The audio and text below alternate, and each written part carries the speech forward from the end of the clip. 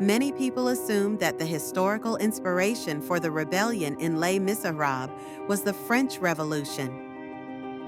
It was actually inspired by events of the Paris Rebellion of 1832, which occurred nearly 30 years later.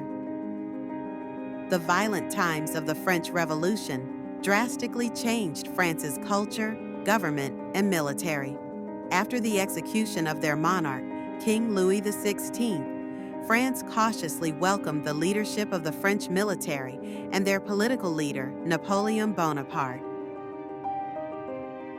Years later, during the summer of 1832, the country of France was dealing with difficult economic hardships and a cholera epidemic that created anger and resentment between the rich and the poor.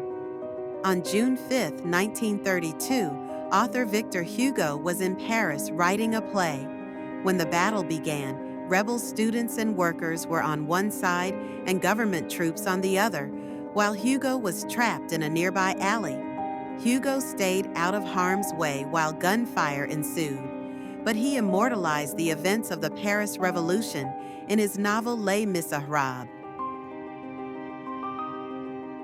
General John Lamarck, an influential French military commander during the Napoleonic Wars, was considered a friend of the common people, and his death of cholera provoked the uprising and the building of the Paris Barricades, also known as the June Rebellion and the Paris Uprising of 1832. The Paris Barricades was a rebellion of Parisian Republicans, mostly made up of students. It was a small-scale revolt that took place over 2 days.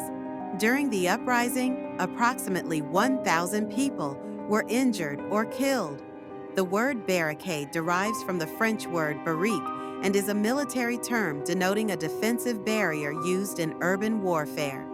Barricades are usually hastily constructed, as in a street, and aimed to stop an enemy or obstruct a passage in order to shut in and defend. The usage of French barricades dates back to the 1500s.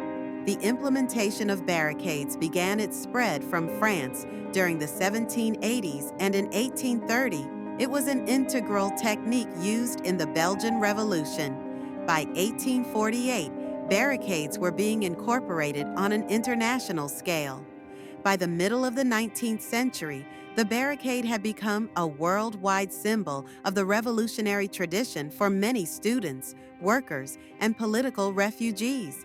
Its symbolic reference appears in many songs and stories that pay homage to the power of political and social movements.